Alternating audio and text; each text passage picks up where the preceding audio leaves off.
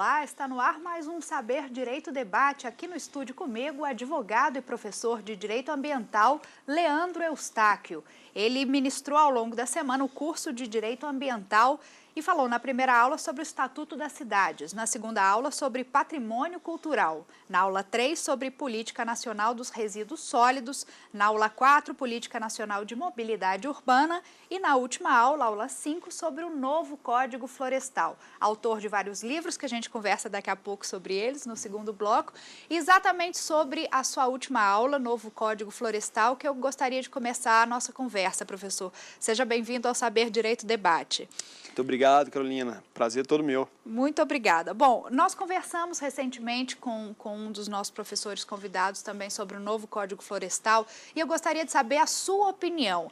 Existe aí uma divergência sobre a eficácia a eficácia desse novo Código Florestal e o que seria justo, na verdade, ou não. Uma briga que o senhor até chamou de ambientalistas e ruralistas. Mas, na verdade, a questão, o X da questão vai muito além disso. Eu gostaria que o senhor me falasse um pouco, por favor. Olha, Carolina, eu tive o prazer de, ano passado, aqui em Brasília, acompanhar o dia em que o projeto foi aprovado na Câmara dos Deputados. E eu vi essa briga que, na verdade, não fui eu que chamei, eu ouvi, e repito, então por isso também chamo, né? Entre ambientalistas e ruralistas. E foi até engraçado porque tinha poucos ambientalistas, estavam com cartazes, e vários ambientalistas, ruralistas, o número é maior, no plenário da Câmara. Um xingando o outro xingando um e tal. Enfim, e vi os ambientalistas com seus argumentos de que a situação ia piorar para o meio ambiente, e os ruralistas dizendo que a produção de alimentos que o Brasil precisa, que o mundo precisa, com rigor da nova norma, iria se tornar mais difícil, né? Daí a suposta briga. Obviamente que outros interesses atrás disso. O ruralista, por exemplo, dizendo que estava preocupado com o grande ruralista, estava dizendo que estava preocupado com o pequeno. E nunca se preocupou com o pequeno, porque é até legítimo, né? Que bom que um dia se preocupou, mas no mínimo, se não estranho, fora de hora, fora de contexto. Já o ambientalista dizendo que nada pode ser feito, nada. Então, o que poderia ser feito? Eu não me encaixo em nenhuma dessas supostas correntes, até porque não sou ambientalista ferrenho, embora lecione na matéria, goste da matéria, não sou ecoxiita, não sou ecochato e também não me acho biodesagradável, e muito menos ruralista, de grandes propriedades. Eu acabei de me casar e financiei meu apartamento em 30 anos. Enfim, como a maioria das pessoas. Como a maioria das pessoas. Então, não me encaixo em uma dessas correntes.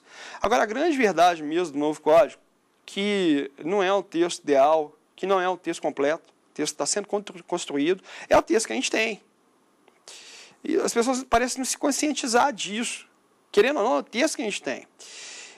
E ainda mais, não percebem todos os dispositivos, e um deles de importância extrema, que é o artigo 178, inciso A. Se você me permite, eu até acho que separei aqui. Eu quero, né, fazer a leitura dele, porque o raciocínio, acabei me perdendo, acho rápido. O raciocínio fica mais completo.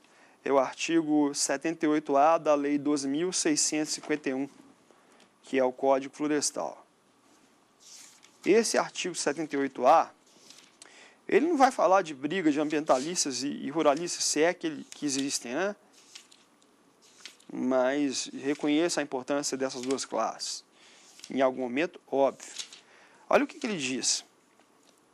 Após 5 anos da data da publicação dessa lei, inicialmente em maio de 2012, ou seja, se não mudar... Vai lembrar que é uma lei recente, né? Se não mudar até lá, recente. Que pode mudar, seria mais de 2017, né? 5 anos contados de mais de 2012. As instituições financeiras só considerarão crédito agrícola em quaisquer de suas modalidades para proprietários de imóveis rurais que estejam inscritos no Cadastro Ambiental Rural. Então, o X da questão é o acesso ao crédito. Com todo respeito a quem pensa de forma diversa, é esse o X da questão. Na sua Por quê? opinião, né? A Constituição de 88, óbvio, na minha opinião, a Constituição de 88, ela estabelece que todos têm responsabilidade perante a preservação e também havendo danos ambientais por aquilo que foi causado. Todos um pronome indefinido, envolvendo as instituições financeiras, que querem se resguardar diante de alguém que tem pendência administrativa, porque só pode se cadastrar nesse cadastro ambiental rural, CAR, quem demonstrar não ter pendência administrativa. Esse é o requisito. Quem tem pendência administrativa, leia-se multa, não pode preencher os requisitos do CAR. Obviamente, não pode ter acesso ao crédito. A gente tem duas pessoas sendo prejudicadas. A instituição financeira que não pode prestar dinheiro e, obviamente, aquele que está buscando o acesso ao crédito. Então, na sua opinião, essa seria uma mudança negativa? Não, de jeito nenhum. Positiva? De forma nenhuma. Positiva por quê? Por muito e muito tempo, o governo federal incentivou o agricultor a ir para esse interior do Brasil e deu dinheiro para ele. Agora, com a mudança, com o novo ideal de meio ambiente, o mesmo poder público que, numa virada de 180 graus, incentivava e dava dinheiro para quem desmatasse, hoje ele pune quem desmata. Então tem que dar um prazo para o sujeito. E, consequentemente, quem empresta, porque quem empresta estaria contribuindo em alguma medida. Entendi. Entendeu? Acho que é uma mudança positiva. O prazo, razoável ou não, de 5 anos é um bom prazo, porque os processos administrativos que geram multas, eles não são processos céleres. Em 5 anos, mal chega-se a uma decisão em instância final, em média. Então, é um prazo, se não é bom para quem deve, é um prazo razoável para o sujeito procurar se regularizar.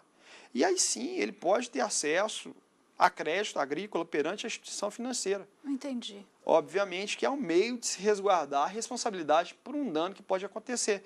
A ideia aí é continuar protegendo o meio ambiente, o que a Constituição define. Então, agora deixa de ser opinião pessoal minha. O fundamento passa, foi aqui até redundante, né? Opinião pessoal, só pode ser se é opinião pessoal. Tem fundamento na Constituição que eu estou dizendo. Tá ótimo. Bom, e outro ponto relevante dessa nova lei é a questão da mobilidade urbana, né, que vem expresso e regulamentado nessa nova lei. Eu queria que o senhor me falasse um pouquinho e, inclusive, a sua opinião sobre isso. Isso, já de uma outra lei, né, não do Código Florestal, da Lei 2.500 e... Eu também esqueço, o número de lei é óbvio, embora tenha falado outro dia sobre esse assunto, 2.587 de 2012. Certo. A lei da Política Nacional da Mobilidade Urbana. Olha só, Carolina, eu falo disso com muita tranquilidade. Eu te acabei de falar que me casei há pouco, financiei apartamento em tantas vezes.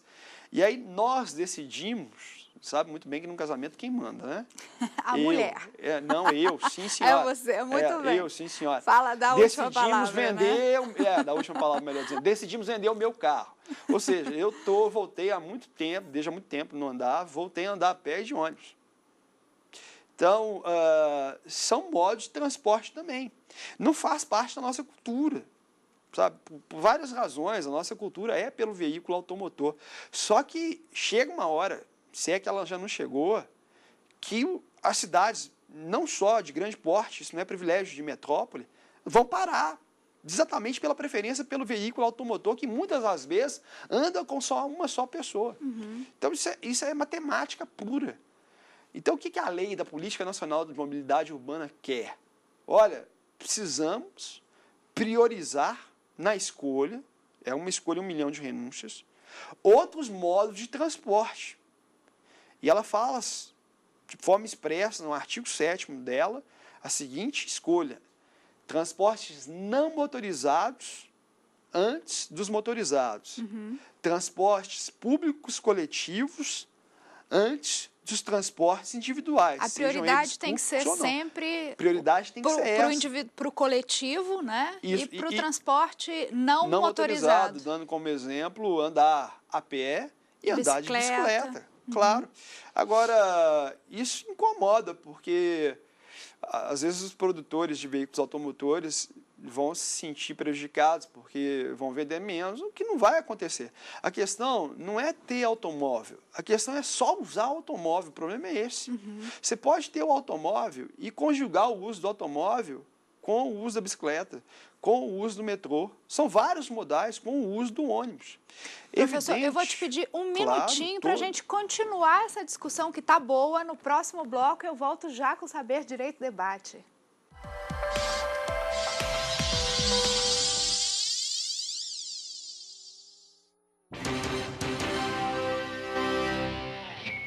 No Brasil Eleitor desta semana, vamos falar sobre a participação feminina na política brasileira. Você vai ver que nas eleições municipais de 2012, o número de mulheres eleitas cresceu. E mais, não votou nas eleições? Fique atento ao prazo para fazer a justificativa. Sessões eleitorais instaladas em comunidades quilombolas beneficiam mais de 3.400 eleitores no Ceará. Eleições 2012. TSE faz balanço do primeiro e segundo turno de votação. Conheça a rotina de um advogado eleitoral. E ainda, juízes eleitorais realizam palestra em comunidade carente de Belo Horizonte para falar sobre cidadania. Tudo isso e muito mais no Brasil Eleitor desta semana. Você não pode perder.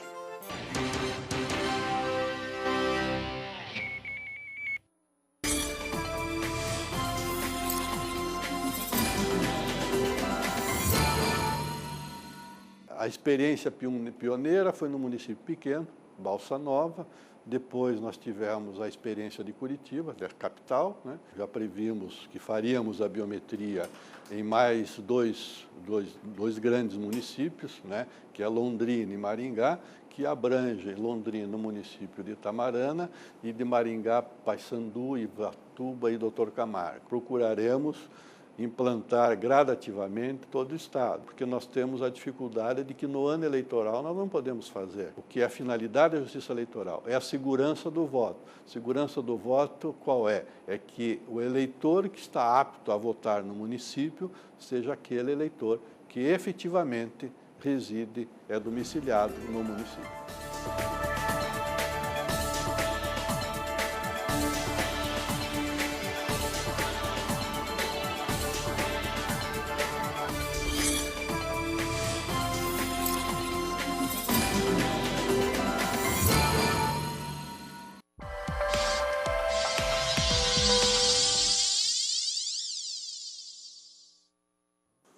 Estamos de volta e aqui comigo o professor Leandro Eustáquio. Professor, eu gostaria de continuar nosso papo aqui, falando de outro ponto de relevância que merece nosso destaque aí em relação ao direito ambiental, que é a Lei de Mobilidade Urbana. O que o senhor tem para me dizer dela, professor, que também foi publicada recentemente, né, em janeiro de 2012? Pouco mais de um ano, uma lei recente, que vem tentar, se não acabar, que é muito difícil, pelo menos diminuir o caos do trânsito, do tráfego, pela qual não só as grandes, mas as cidades de médio porte, em geral, no Brasil, vem passando, né? A gente que vem só crescendo, na verdade. Né? Vamos parar se alguma coisa não for feita.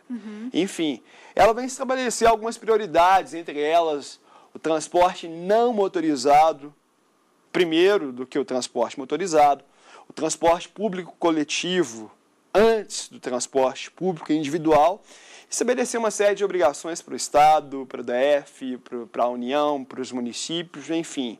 A ideia é não priorizar apenas o veículo automotor, parte da cultura brasileira. E, entre outras situações, o grande problema não é só desestimular o consumo do automóvel.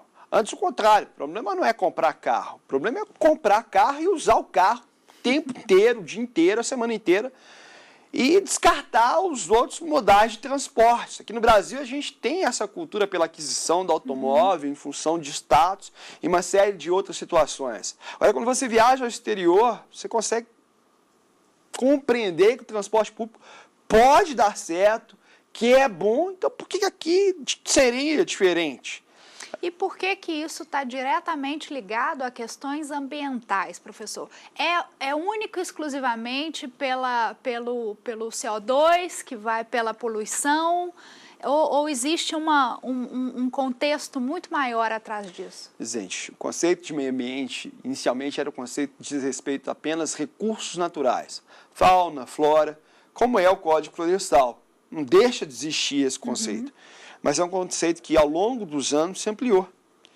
E envolve ainda o conceito de meio ambiente, o meio ambiente artificial, onde entra a questão da mobilidade urbana, onde entra a questão não só das vias públicas, mas também de edificações. O conceito de meio ambiente envolve ainda o meio ambiente do trabalho, insalubridade, periculosidade, as boas questões de condições de trabalho que devem ser dadas para que as coisas funcionem melhor ainda, e ainda o patrimônio cultural, ou seja, o conceito de meio ambiente ele é mais amplo daquilo que normalmente a gente imagina. Se eu te peço um exemplo do que é meio ambiente, você vai se referir, e 99% das pessoas, apenas sobre recursos naturais.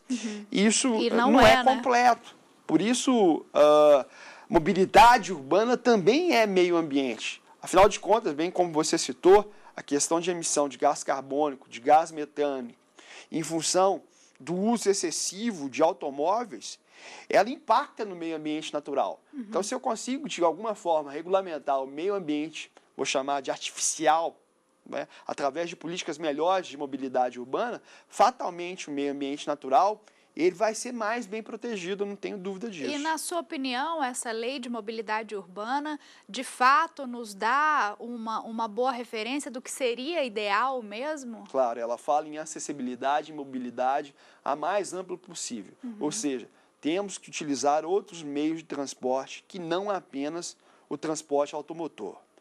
Isso significa que passa a ser obrigatório. Não é mais uma opção da cidade, seja ela pequena, média ou grande. Não é mais uma opção do Estado. É obrigação.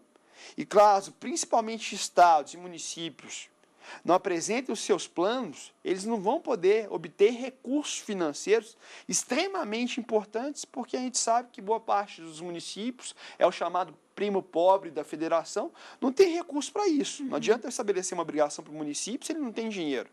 Então, se ele não cumpre, se ele não elabora o plano, tem prazo previsto para isso, ele não vai obter recurso financeiro, como se fosse o cachorro correndo atrás do próprio rabo. Entendi. E o município, de fato, não no caso de vocês, o DF, o município e o DF, aqui se falando, é onde a gente nasce, onde a gente vive, onde a gente mora. E se, sendo assim, é o município e é o DF que tem que executar esse plano de mobilidade urbana, tratando, de fato, de todos os meios de transporte, não só do veículo automotor. O que significa isso? Eu tenho que me preocupar com outros modos, com outras vias, seja ele do transporte ferroviário, seja do veículo leve sobre trilhos, tenho que me preocupar com as ciclofaixas também, com as ciclovias, e por que não com o transporte a pé? Por exemplo, se eu cadastro os estudantes de ensino médio em escolas próximas à residência deles, eles vão poder se locomover a pé. Não precisar utilizar de nenhum outro meio de transporte. E mais uma coisa importante se considerar, como as coisas estão interligadas, né? O transporte a pé requer também uma segurança pública eficaz. Claro. Porque você não vai sair a pé, principalmente à noite, né? Se você não se sente seguro. E diante disso, a gente pode abranger uma outra situação, a questão da lei seca agora. Pois é. Né? Que a gente estava até conversando aqui nos bastidores. Que é uma lei que, de fato, rígida, hoje mais ainda, né? Que não existe aresta nenhuma para onde você possa escapulir. E aí? E se você não tem um transporte coletivo que possa suprir a necessidade dessas pessoas que vão para a rua e acabam bebendo? Olha, Carolina, importantíssima a lei seca, não se discute, não é o caso Claro. ainda. Eu morei aqui em Brasília em 2009 durante 6 meses. Em Belo Horizonte, o rigor, a fiscalização aumenta, vem aumentando, no Rio de Janeiro também, acredito que em outras cidades do Brasil afora. Mas em Brasília, eu desconheço outra cidade que fiscaliza tanto como eu vi. Posso estar muito enganado, conversei com alguns amigos hoje, perguntei, disseram que isso continua. O fato é o seguinte, aqui em Brasília tem metrô. Não é amplo, não passa por todo o plano piloto, mas tem. A gente sabe que alguns locais da cidade, alguns locais de Brasília, melhor dizendo, tem um número maior de bares. E o gozado é que nessa determinada região, estou aqui me falando da Asa Sul, me corrija se eu estiver errado, não só na Asa Sul, mas como lá tem bares, se o metrô funcionasse em certa hora da noite, garantindo-se segurança, obviamente, as pessoas não precisariam procurar, porque a alternativa que existe é o táxi. É o táxi. Só que não é a prioridade que a lei estabelece, a lei fala. transporte não motorizado sobre motorizado, transporte público coletivo sobre o transporte individual, que é o caso do táxi. O metrô, se ele não resolver essa situação, seria sim uma alternativa muito melhor, porque ela é prioritária conforme definição da lei. E se isso não acontece, o que está fazendo o poder público? Impedindo o direito de locomoção de um cidadão, que é um direito fundamental. Não que o cidadão possa dirigir, em aspas, bebum e matar ou provocar danos. Não é o que eu quero. Mas são questões relevantes, importantes de serem levantadas e discutidas, O direito de locomoção é um direito tão essencial e fundamental quanto. Acho que diante disso tudo, a gente tem mais certeza ainda de que é um círculo vicioso, que uma coisa está sempre interligada à outra, né? O transporte, a segurança pública, até a lei seca aí precisa nos dar outras alternativas, Quem sabe a lei seca, na verdade, não é a grande mola propulsora da mobilidade urbana. Eu não havia pensado nisso, não, mas pensei hoje durante o dia. Por que não? De repente, um rigor excessivo de um lado traz do outro lado, pela comunidade, um benefício e faz com que a comunidade também tome atitude e reclame. E cobre, né? E cobre, porque também não adianta esperar só do poder público, por favor, faça alguma coisa. O cidadão tem que tomar atitude e não é só da hora que ele está sendo prejudicado, não. Melhor evitar isso antes. É isso aí. Professor, mais um minutinho. Daqui a pouco eu volto com o terceiro e último bloco do Saber Direito Debate. Fique aí.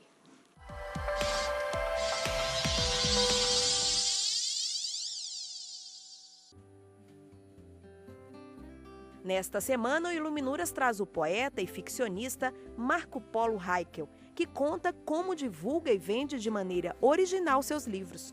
No segundo bloco, o jornalista, historiador, advogado e escritor Adirson Vasconcelos fala sobre sua vasta obra sobre a construção de Brasília. Não perca!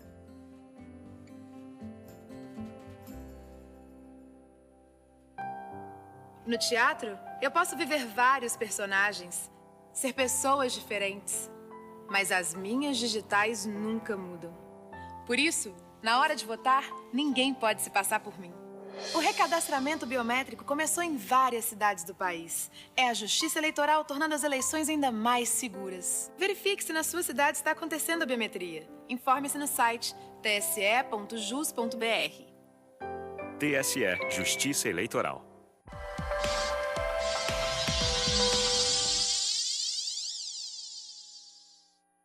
Já voltamos com Saber Direito Debate e com o professor Leandro Eustáquio, que é advogado, professor de Direito Ambiental, com 14 anos de experiência na área. É um tempo bom, não é, professor?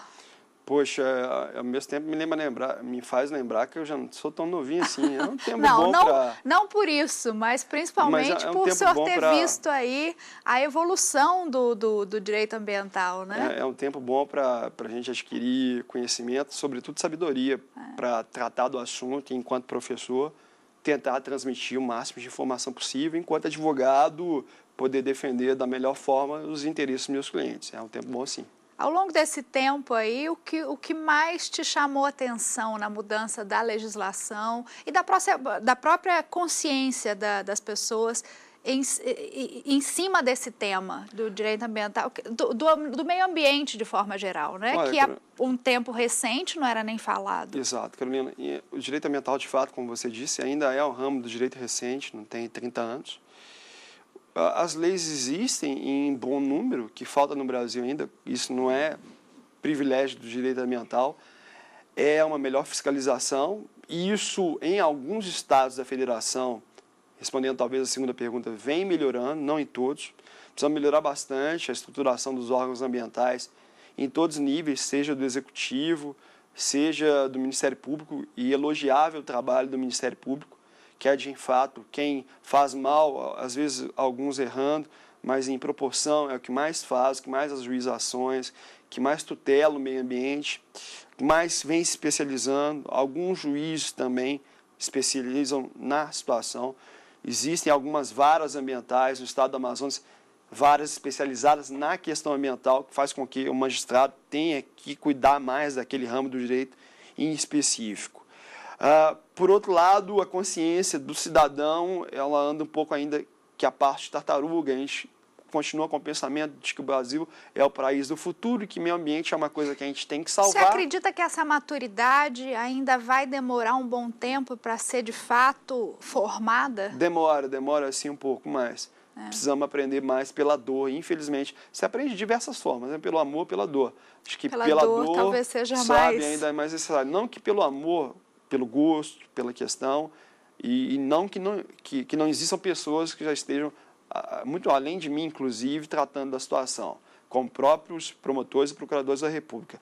Mas precisamos, somente em outras regiões do país, que não o centro-oeste, talvez, que não o sudeste, mas somente no norte e no nordeste do Brasil.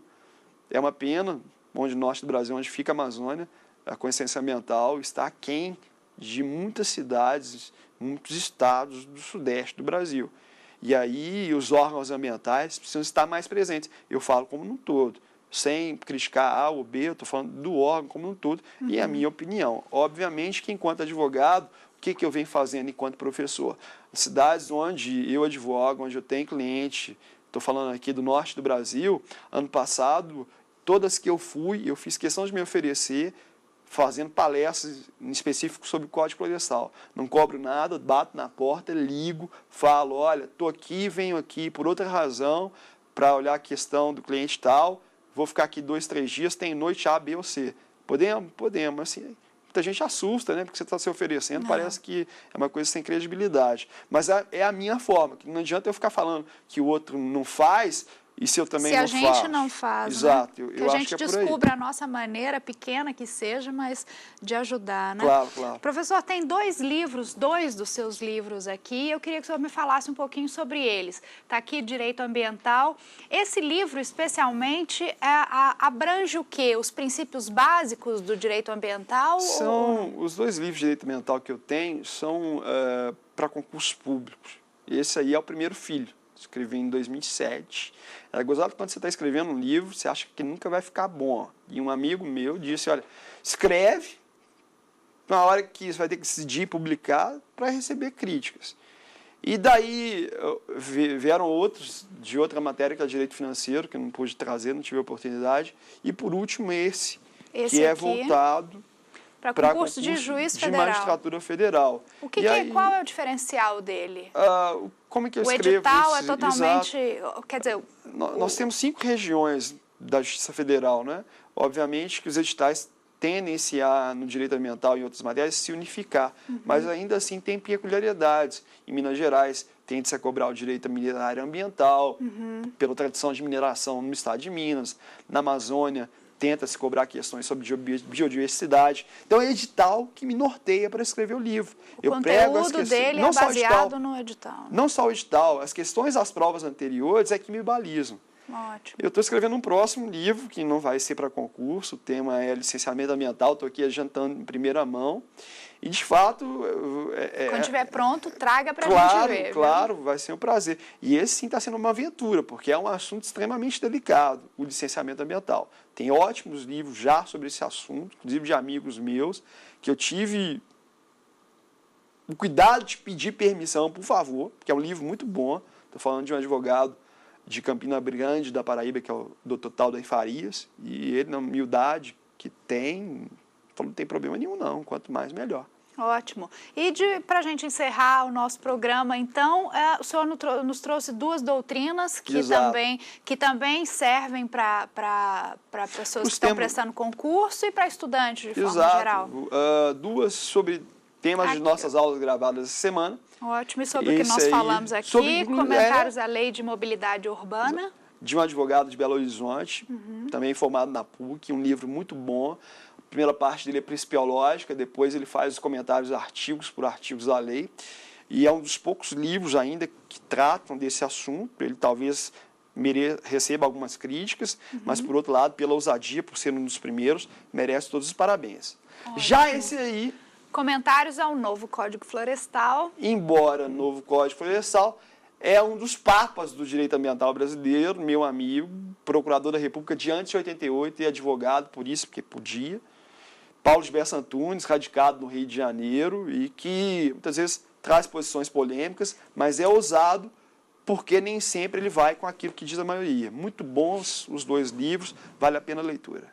E é interessante a gente ver posições diferentes, né? Claro. Sempre aquele que não Quanto mais, vai melhor. de acordo com a maioria, talvez seja o que nos enriqueça ainda mais, né? No direito, Carolina, no mínimo 3 opiniões. A minha, a sua e a certa. E a certa tá ótimo. Professor, muitíssimo obrigada pela sua presença, por todas as aulas ministradas. Quando tiver um novo livro, a gente espera aqui para divulgar e contar um pouco a história dele, tá bom? Carolina, sou eu que agradeço de todo o fundo do meu coração.